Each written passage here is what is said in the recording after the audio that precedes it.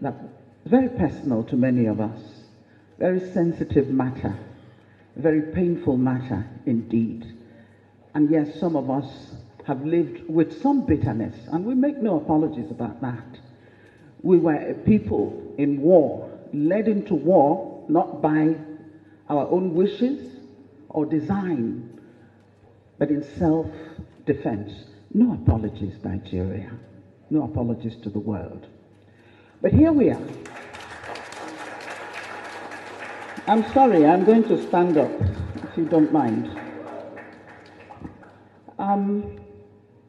My name is Onyeka Onwenu, and it's not the Onyeka Onwenu that you think you know, that you read about in the papers, but the Onyeka Onwenu that was born and raised in Port Harcourt.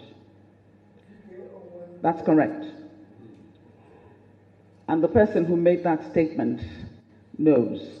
When he says DK Onwenu, he's telling you where this person came from.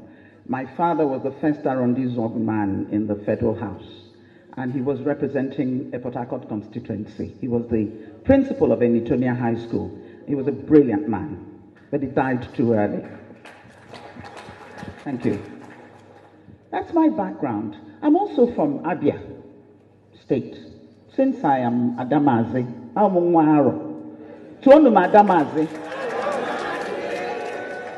I'm from Imo State, Arrondissement, and I'm from Anambra, where my mother comes from. I can go there and live. I can do anything I want in Anambra. Nobody can say anything to me.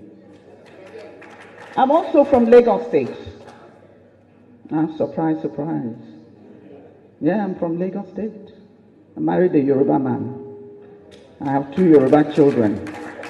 They only paid 5,000 naira as bride price. So we have a right to demand more money anytime. 5 minutes going. Yes, 50 years after I fought the war. As a young girl, 14, 15, 16, 17, I was in that war. And I lost many relatives. I worked in hospitals. I carried babies who died in my arms. I treated old people who took days to die. People were dying out of hunger. Even our soldiers were dying out of hunger at a particular point. But thank God, we survived. You see, when my father died at 40, he was a politician and also a principal, but he didn't have much money. In those days, you had to keep your day job, even if you were a member of the House of Representatives. Yes, my mother, an Anambra woman, was a trader. Put your hands together for Anambra women. She was richer than my dad, so my dad would borrow money from her to buy the land, and he never paid back. You know how it is. And my mother dares not raise the subject again. At the end of the war, I could not go back to Port Harcourt. My home was abandoned property. Those of you who come from Port Harcourt know the story. A home that a widow, my father had just laid the foundation when he died in a motor car accident, on duty. A building that a widow, and living just adjacent to us, the Ikopus on Hospital Road, we could see you, we could relate. In fact, I thought we were related, because every family in Port Harcourt was together. You didn't care where they came from or who they were. Once you're from Port Harcourt, every parent had the right to reprimand another child that you saw misbehaving. It was a beautiful town, but we couldn't get back to it. So for me, the Civil War never ended. At the end of that war, my father, oh no, it never ended. It's still going on. I had no family house. My poor mother went back to claim the property. She was beaten into a coma by people whom she had helped all her life and sent to school, because she's an Igbo woman, and now Port Harcourt belonged to another group of people. They forgot the sacrifices that the Igbos made. It's still going on. No apology has ever been made about that. The road that is now referred to Harold Wilson Drive used to be DK Onwenu Road, because of the sacrifice that people like the Onwenus, the Ikopus, you know them, the sacrifices they made in building up Port Harcourt. Here I am. So I traveled outside, thanks to my sister who was at Harvard at the time, who organized for the rest of us to come and go to school. But we all came back to do what? To develop Nigeria. I have tried with the little talent that God has given me, to use it for the betterment of my society and my country. But can I tell you something? That if I were a Yoruba or Hausa woman, I would probably have had more patronage, I would have had more help and more support than I have got by my self-help effort to raise this country up. But I'm not asking anybody for anything. I put myself through school. My widowed mother did her best, but I was working 2 jobs in America to put myself through school. I didn't want to take Nigerian scholarship because they were giving it to everybody, those who deserved it and those who didn't. And many of them were not even in school. I put myself through school. Wellesley College and the New School for Social Research. I have no apologies to make to anybody. I am angry. I am angry at Nigeria. I'm angry at this government which seems to be letting us down.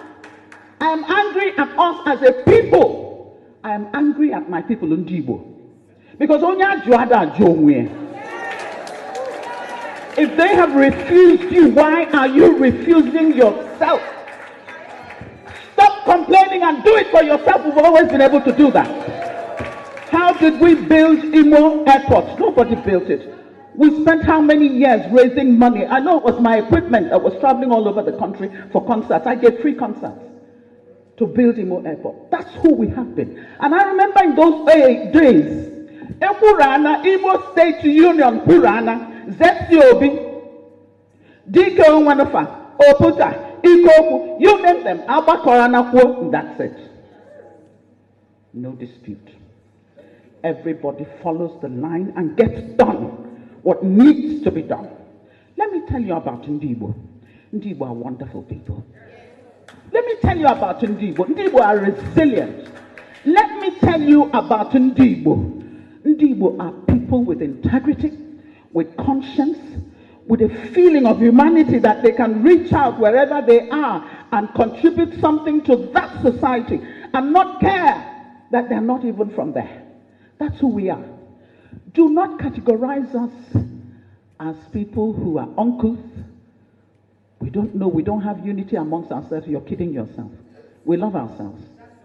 But we also love our neighbors.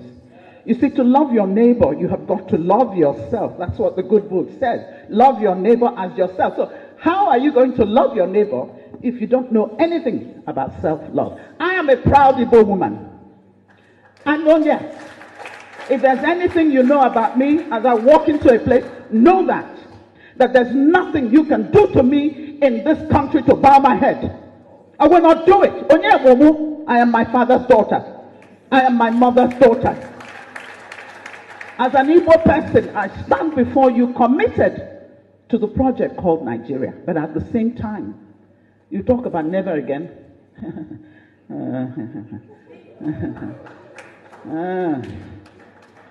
With what is happening now, never again? I don't know. But I will soon take my seat. Let me say to the rest of Nigeria, you insult us, and sometimes we do the insulting as well, and that's terrible. We've come to a stage where we have to be insulting each other so badly. But go ahead. We will not succumb. We will not bow. We are children of God. We are here for a purpose. God has put us on this good earth for that purpose. You cannot drive us to the sea. You cannot tell us to shut up and take the pain that you are inflicting on us, abuse us on top of it. Listen, if you don't want us, then let us go. Thank you. Thank you.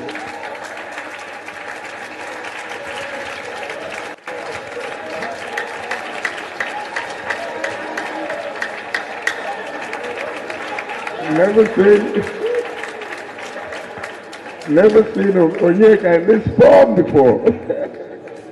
Thank you very much.